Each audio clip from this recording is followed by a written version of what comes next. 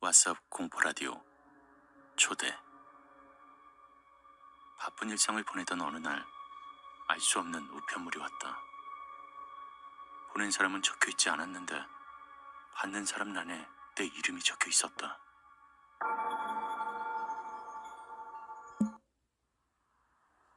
하여간 광고쟁이들 지극정성이라니까.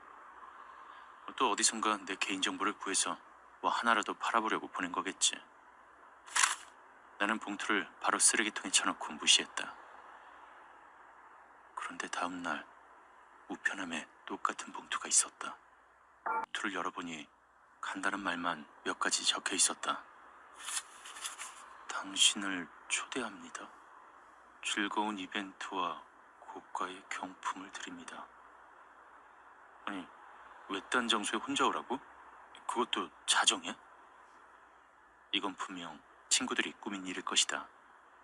평소 장난을 좋아하던 친구들이었기에 깜짝 파티 같은 거라도 하려나 싶었다. 고가의 경품도 걸려있다니 호기심이 일었다.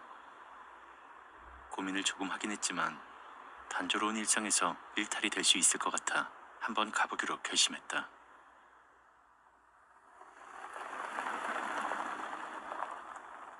이윽고 도착한 곳은 별장 같은 곳이었는데 공포영화에서나 볼 법한 모습이었다.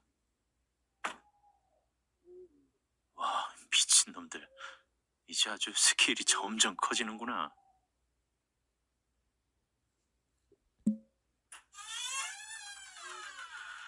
문 손잡이를 잡아당기니 끼익 소리를 내며 문이 쉽게 열렸다. 야, 나왔다 이놈들아.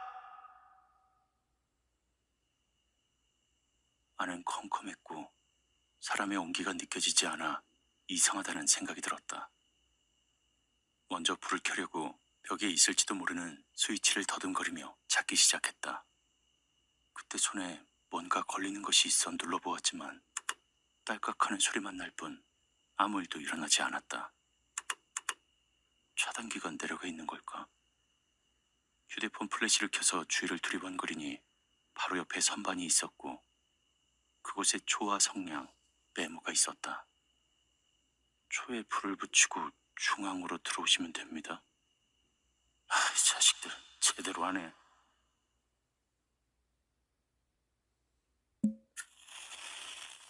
성냥으로 초에 불을 붙이고 중앙 쪽으로 쭉 들어가니 웬 소파가 나왔고 이 알 수 없는 상황에 대한 공포심이 일렁였다.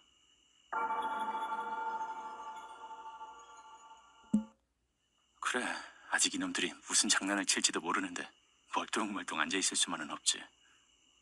초에만 의지하려니 답답하긴 했지만 혹시 모를 상황을 대비해 휴대폰 배터리를 아껴야 해서 플래시를 켤 수는 없었다. 2층도 있네. 근데 대체 누가 날 초대한 거야? 바로 2층으로 올라갔다.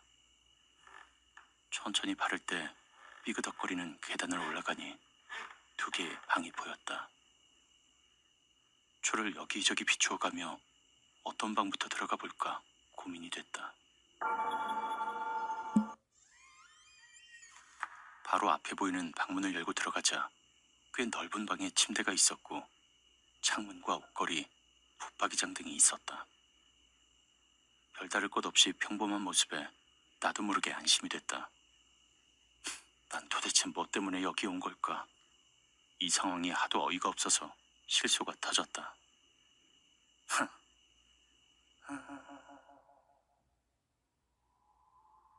무슨 소리지? 내가 낸 소리랑 똑같은 소리가 메아리 퍼지듯 들리는 것에 당황한 나는 순간 굳어있을 수밖에 없었다. 하지만 역시 친구들의 장난이라고 애써 믿으며 조심스럽게 물었다. 거기 누구야? 가긴 누구야? 재미없거든. 재미없거든.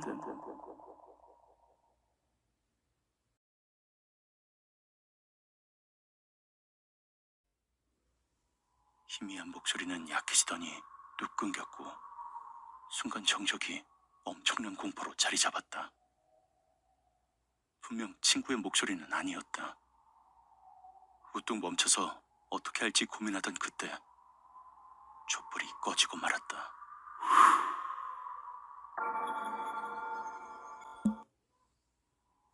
순간적으로 너무 놀란 나는 손을 떨며 휴대폰 플래시를 켰다.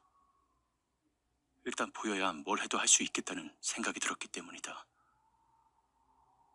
머릿속은 백지장이 되었지만 최대한 덤덤한 척 노력하며 소리가 어느 쪽에서 났던 건지 살펴보았다. 우선 창문 쪽을 보았으나 어두워서 보이는 것이 없었고 옷걸이도 그냥 빈 상태였다. 그런 내 모습이 웃겼는지 작게 키득거리며 웃는 소리가 들렸는데 여기서 반응을 하면 안 될 것 같아 최대한 침착하려 했다.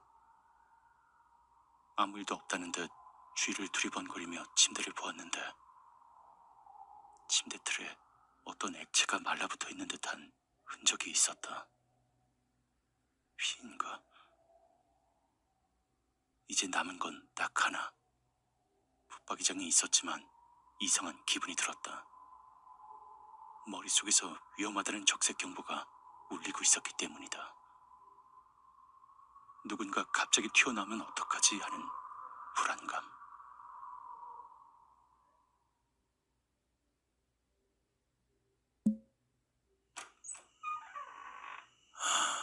긴장한 것이 무색하게도 아무것도 없는 모습에 뭔가 안심이 되었다. 그럼 그 소리는 뭐였지? 이 방이 아니었던 걸까? 그런 의문을 가지고 있던 와중에도 제정신이 아니었던 게 두려움보다는 이 상황을 제대로 알고 싶다는 호기심이 자꾸만 일었다. 방탈출 같은 이벤트구나. 진짜 제대로 준비했네. 뭔가 비밀을 풀면 경품을 준다 이거지? 벌써 뿌듯한 마음이 들자 욕심이 나기 시작했다. 그래도 만에 하나 정말 어쩌지?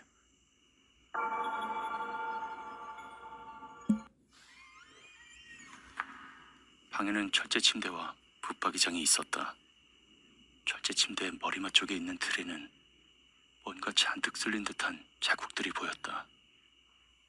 도대체 이게 뭘까 하는 의문과 함께 뭔가 번뜩 떠오르는 것이 있었다. 수갑이나 쇠사슬 같은 것에 묶였을 때 발버둥 치면 철제가 긁혀 생기는 자국. 내가 영화를 너무 많이 본 걸까 하는 생각이 들었지만 섬찟한 기분이 들어 어떻게 해야 할지 감이 잡히지 않았다. 장난이라기엔 너무 정성이 가득하고 장난이 아니라면 난 위험한 상황에 놓였다는 생각이 들었다. 남은 건 붙박이장 하나. 떨리는 손으로 문을 열어보았다. 하지만 별거 없는 모습에 뭔가 마음이 놓였다. 그렇게 문을 닫으며 뭔가 이상하다는 생각이 머리를 스쳤다. 멀쩡한 옷이 있다는 건 분명 사람이 있다는 건데 친구의 것일까? 겉옷인 것 같았는데 그럼 옷 안에 누구인지 인적사항을 알 만한 게 있지 않을까?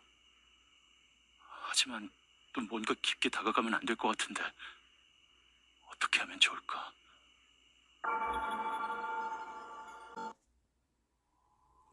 뭐야, 별거 없네 뭐.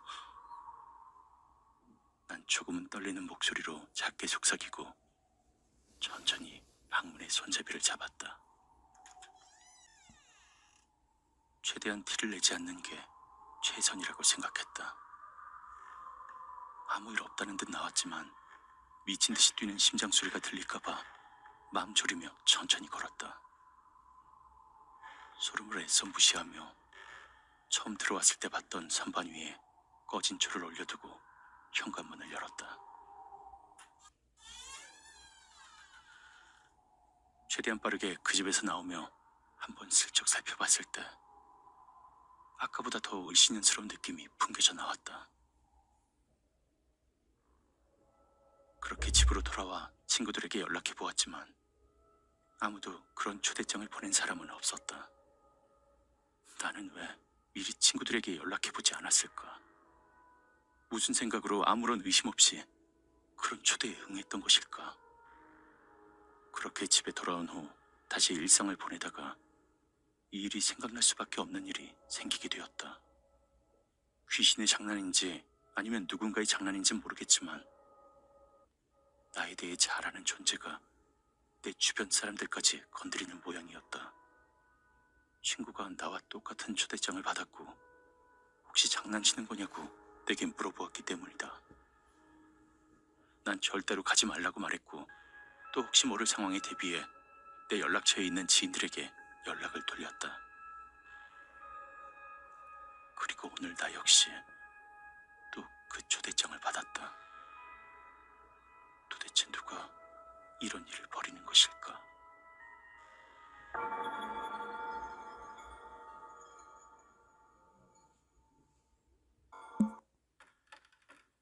친구의 장난이든 뭐든 그 집에서 당장 벗어나야겠다는 생각이 들어 바로 행동에 옮겼다. 어디에 걸리든 말든 신경 쓰지 않고 사력을 다해 뛰쳐나와 뒤도 돌아보지 않고 차에 올라탔다. 얼른 집에 가서 쉬어야겠다는 생각을 하며 가고 있었는데 점점 이상한 것을 느꼈다. 뭔가 익숙한 느낌이 들었기 때문이다. 뭐야? 이 길은 저택으로 들어가는 입구였다. 나는 분명 집 주소를 입력했는데. 당황한 나는 다시 차를 돌려 반대로 달리기 시작했지만 내비게이션은 계속 같은 말을 반복하기 시작했다. 경로를 재탐색합니다. 어떻게 해도 계속 그것을 가리켜 무서웠던 나는 안내 종료를 누르곤 초조하고 무서운 마음을 달래고자 음악을 틀었다. 곧 신나는 노래가 나오자 안정이 되기 시작했다. 그런데 갑자기 음악이 뚝 끊겼다. 이거 왜 이래?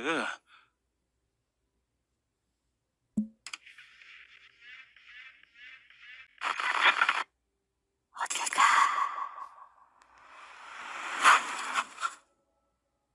공포에 떨며 급정지를 하고 고개를 들어보니 또 그 저택 앞이다. 아무리 다른 길로 가봐도 계속 그 자리로 돌아온다. 난 도대체 어떻게 해야 하는 걸까?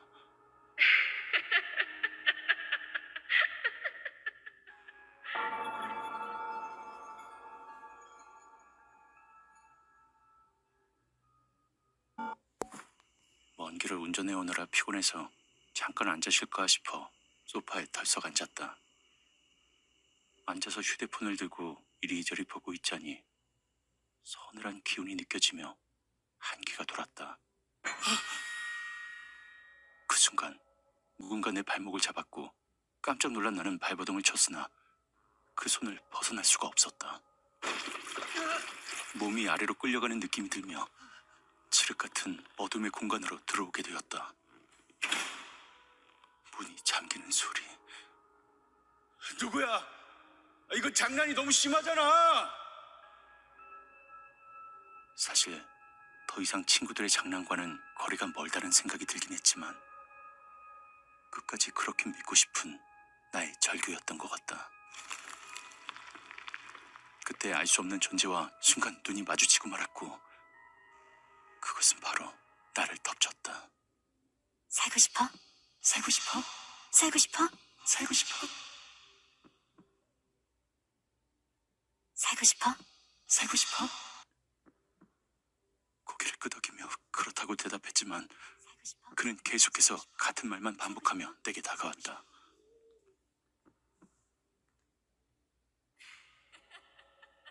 그의 모습은 말로 표현할 수 없을 정도로 끔찍한 상태였고 주위엔 사람의 뼈로 보이는 것들과 형태를 알아볼 수 없는 시체들이 질비한 상태였다. 곧 알 수 없는 것들이 내 몸을 휘감았고 도저히 빠져나갈 수 없는 상태가 되어갔다. 그렇게 난 알 수 없는 존재들로 인해 숨을 쉴 수가 없어 점점 의식이 흐려져 갔다.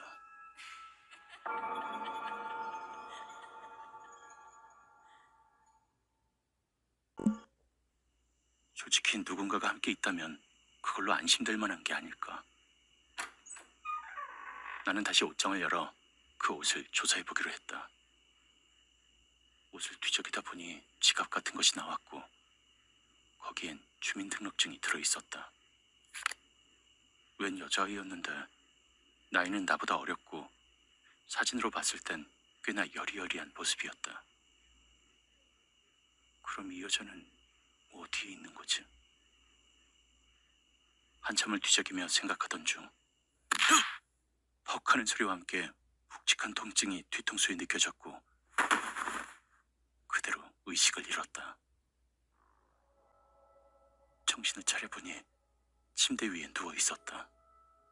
그런데 누워있는 침대와 그 주변엔 비닐이 잔뜩 깔려있는 것이다. 일어나 보려 했지만 몸이 좀처럼 마음대로 움직이지 않았다.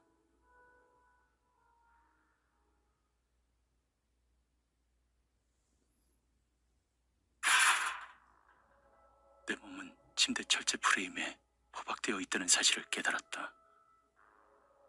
그때 어떤 대화 소리가 들리며 웬 사람들이 들어왔고 나를 들여다보기 시작했다. 시력도 좋은 것 같고 나이도 적당하고 술, 담배도 안 하는 것 같더라고. 딱 좋네. 그럼 꽤나 돈이 되겠어. 공포에 휩싸인 나는 살려달라고 소리치며 발버둥 쳤지만 입을 막아놓아 공허한 외침만 울릴 뿐이었다. 그들 중 하나가 손수건 같은 것에 어떤 액체를 묻히며 내게 다가왔다. 어때? 정말 재밌는 이벤트 아니야? 고가의 경품은 우리가 받는 거고.